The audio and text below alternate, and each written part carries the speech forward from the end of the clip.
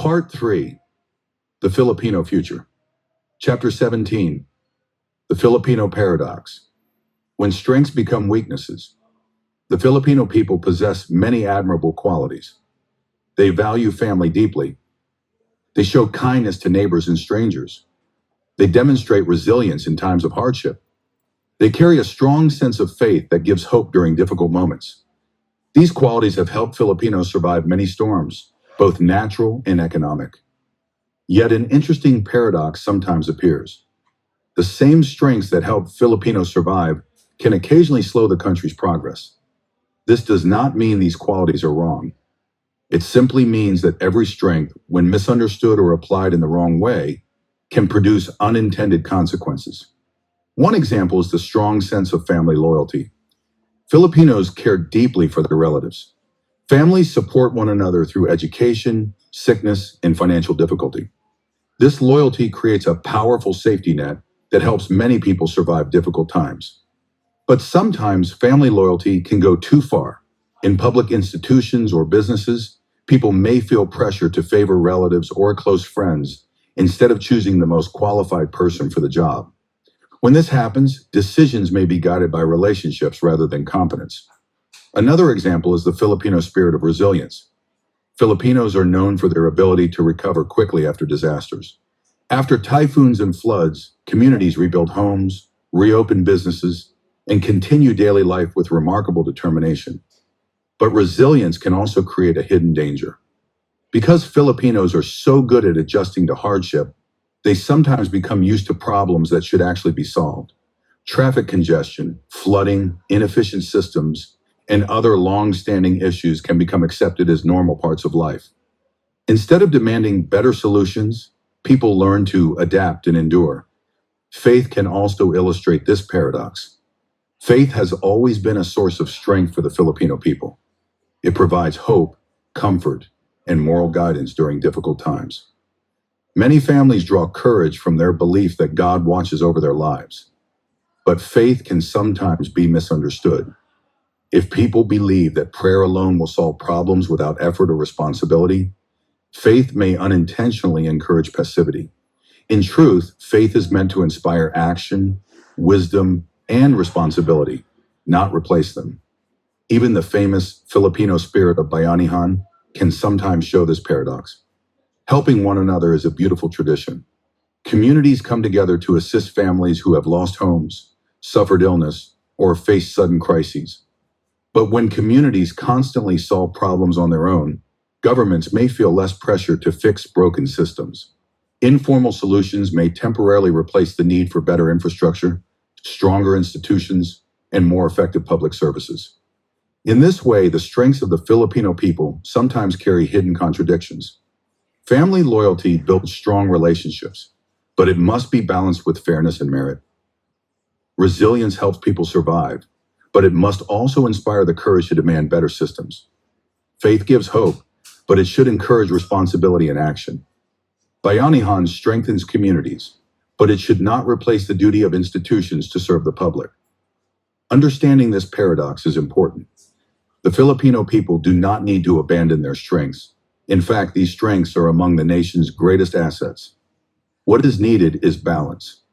When family loyalty is guided by fairness, when resilience is combined with determination to improve systems, when faith encourages both prayer and responsible action, when bayanihan works together with strong institutions, then the very qualities that help Filipinos survive can also help the nation move forward. The Filipino mind is rich with compassion, courage, and faith. If these strengths are guided by wisdom and responsibility, they can become the foundation not only of survival, but of lasting national progress. Chapter 18. The Filipino Advantage. Why the future may favor the Filipino people. After discussing the Filipino paradox, it is easy to focus only on the country's weaknesses. Traffic, poverty, political struggles, and slow development often dominate the news. But there is another side of the story. Hidden behind these challenges are several powerful advantages that may shape the country's future. Many nations have wealth. Many have technology. but very few possess the social strengths that the Filipino people carry naturally. One of the greatest advantages of the Filipino is adaptability. Filipinos can work in almost any environment in the world. They learn languages quickly, adjust to different cultures, and build relationships easily. This ability explains why Filipino workers are found in hospitals, ships, offices, hotels, factories, and homes across the globe. In many industries, employers value Filipino workers not only for their skills, but also for their attitude. They are known to be hardworking, cooperative, and respectful. These qualities create trust, which is one of the most valuable assets in any organization. Another Filipino advantage is the strength of family networks. In many countries, individuals must face life largely on their own. In the Philippines, family often acts as a support system that helps people recover from financial difficulty, illness, or unexpected hardship. This network reduces the risk of total collapse during crises. A person who loses a job may still have relatives willing to provide temporary help. This support allows many Filipinos to take risks, start small businesses, or pursue opportunities they might otherwise avoid. The Filipino advantage also appears in the country's entrepreneurial spirit. Across the Philippines, millions of small businesses operate quietly every day. Sari-sari stores, street vendors, tricycle services, repair shops, and online sellers form a vibrant ecosystem of entrepreneurship. These enterprises may appear small, but together they create a dynamic economy driven by initiative and creativity. When opportunities arise, Filipinos are quick to experiment with new ways of earning a living. Another advantage lies in the Filipino ability to find joy even in difficult circumstances. Visitors to the Philippines often notice something surprising. Despite economic challenges, people still smile, celebrate festivals, sing, and maintain a sense of humor. This emotional resilience is not a sign of ignorance or denial. It is a psychological strength that helps people endure hardship without losing hope. Hope is an important economic resource. A society that loses hope often loses its willingness to work, invest, and innovate. Filipinos, however, continue to believe that tomorrow can be better. Finally, the Philippines possesses one of the youngest populations in Asia.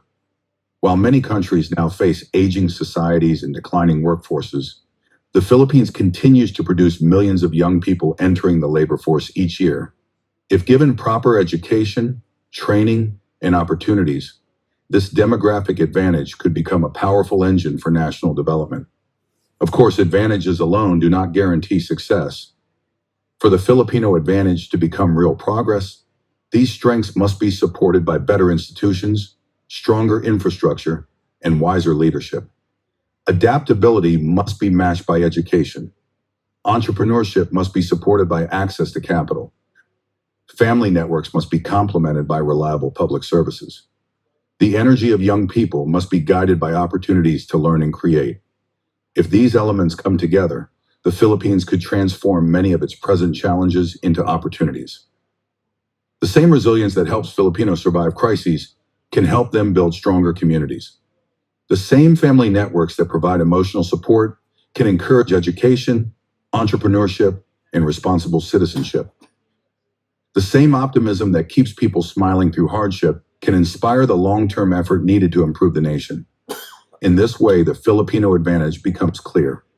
It is not found only in natural resources or industrial power. It is found in people, in their adaptability, in their relationships, in their courage to begin again after setbacks. If these strengths are guided by wisdom and good leadership, the Filipino people may one day discover something important. The very qualities that helped them survive for generations were also quietly preparing them for a brighter future. During my professional career as an engineer in the energy industry, I had the opportunity to observe how different systems operate. Technology and infrastructure are important, but I often noticed something interesting.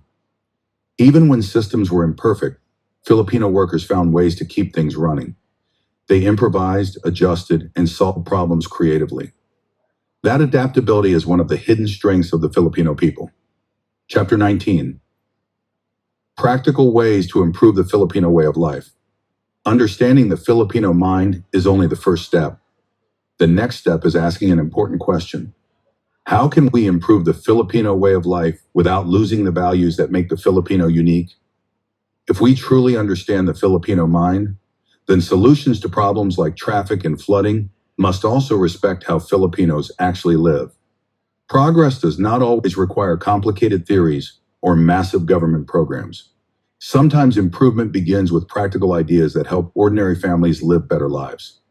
The Philippines already possesses many strengths: hardworking people, strong family networks, resilience, and faith. But when these qualities are combined with smarter systems and modern technology, they can produce even greater progress.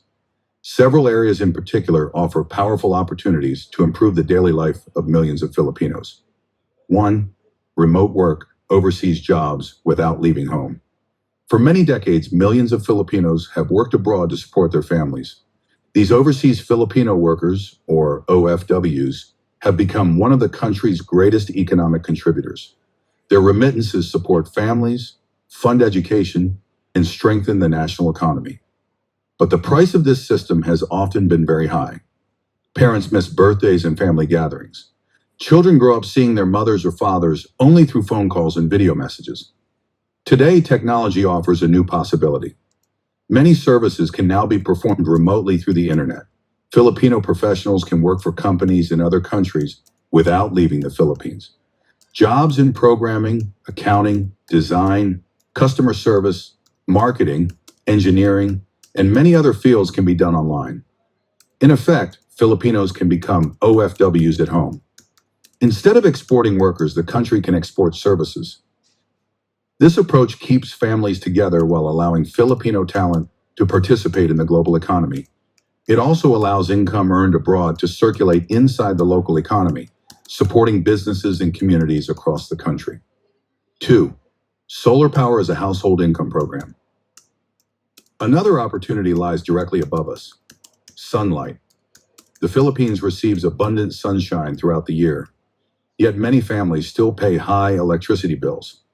A modest solar system costing around 150,000 pesos to 200,000 pesos can generate roughly 200 to 250 kilowatt hours of electricity each month. For many households, that amount can cover most of their electricity needs. But the real benefit is not simply cheaper electricity. It is additional income for the household. If a family saves 3,000 pesos every month in electricity expenses, that money stays inside the family budget. In practical terms, it is like receiving a permanent salary increase.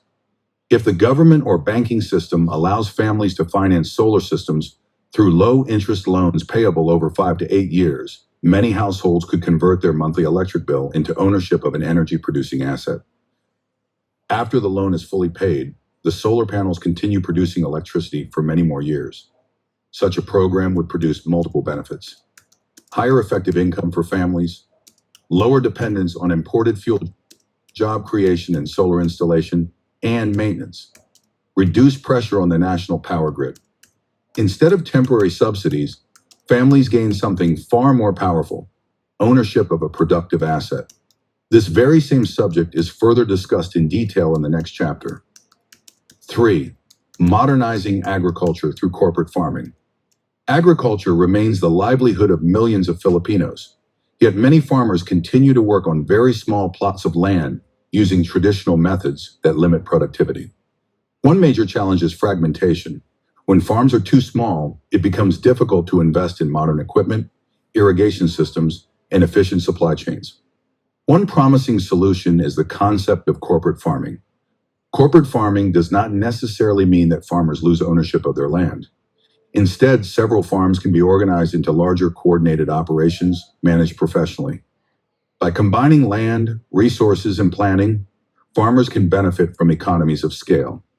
Instead of each farmer purchasing seeds, fertilizer, irrigation systems, and equipment separately, these resources can be shared.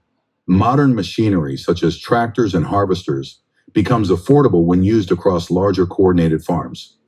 Professional management can also improve crop planning, logistics, storage, and marketing. Farmers gain stronger bargaining power when selling their products, which can increase income and reduce waste. Banks and investors are also more willing to support organized agricultural enterprises than scattered individual farms. This makes it easier to introduce better seeds, irrigation systems, and modern farming technology. In this way, farmers do not simply work harder, they work smarter and together. By combining Filipino cooperation with modern agricultural management, corporate farming can transform agriculture into a more productive and profitable industry. 4. Smarter transport systems to reduce traffic. Traffic congestion has become one of the most visible problems in Philippine cities. Millions of people spend long hours on the road every day, losing valuable time that could be spent with family or in productive work. But traffic is not an unsolvable mystery. Many countries improve their transport systems by investing in efficient public transportation, such as buses, trains, and organized mass transit networks. Encouraging mass transportation allows many people to travel using fewer vehicles. One bus can carry the same number of passengers as dozens of private cars. Better traffic management, well-designed roads, disciplined driving, and efficient public transport systems can gradually reduce congestion. When people spend less time stuck in traffic, they gain something very valuable: time for family, work, and rest. 5. Water management and flood contingency planning. The Philippines receives enormous rainfall every year, yet many communities still experience water shortages during dry seasons and flooding during heavy rains. This situation reveals an important truth. The problem is not the lack of water. The problem is how water is managed. Better watershed management, reservoirs, and flood control systems can store excess rainwater during the wet season and release it gradually during dry months. Proper flood planning can also protect communities from disasters while preserving valuable water resources for agriculture and cities. Water, when managed wisely, becomes not only a protection against floods, but also a strategic resource for national development. From survival to progress. None of these ideas require abandoning the Filipino values discussed earlier in this book. Family unity, resilience, faith, and cooperation remain the foundation of Filipino society. But when these values are combined with practical improvements, modern technology, better organization, and thoughtful planning, the Filipino way of life can become stronger and more prosperous. The future of the Philippines will not depend on one single program or one single leader. It will grow from millions of small improvements working together. Just as the Filipino spirit has helped the nation survive many storms, that same spirit can help build a future where Filipinos not only endure hardship, but truly thrive. And when that happens, the strengths that once helped the nation survive may finally become the foundations of lasting progress. Chapter 20. A program that can truly uplift the Filipino people. If we really want a program that uplifts the Filipino people, we should not focus only on subsidies or temporary assistance. We should focus on programs that increase the income of ordinary families. One simple idea is this: help Filipino households own solar power.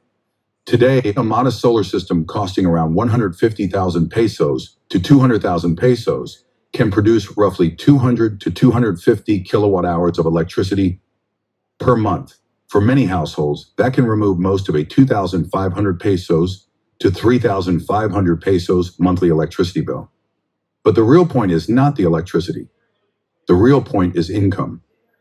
When a family no longer pays 3,000 pesos for electricity, that 3,000 pesos does not disappear anymore. It stays inside the household. It becomes money for food, school expenses, health, or savings. In practical terms, it is like giving the family a permanent salary increase of 3,000 pesos every month. Now imagine a national program that allows families to borrow money to install solar panels. If the loan is provided through banks at around 5% interest, payable over 5 to 8 years, the monthly payment could be close to what the family already pays for electricity.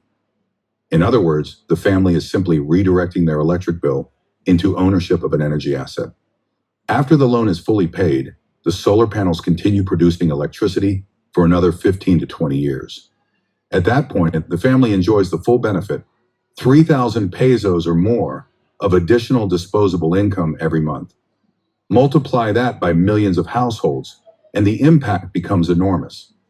This program would increase the effective income of Filipino families, reduce the country's dependence on imported fuel, strengthen energy security, create thousands of new jobs in solar installation and maintenance, reduce pollution and pressure on the power grid. But perhaps the most important outcome is this: it uplifts people through ownership, not through dependence. Instead of giving temporary relief, we help families own an asset that improves their income for decades. The Philippines is blessed with abundant sunlight. Perhaps the time has come to turn that sunlight into a new source of income for the Filipino people.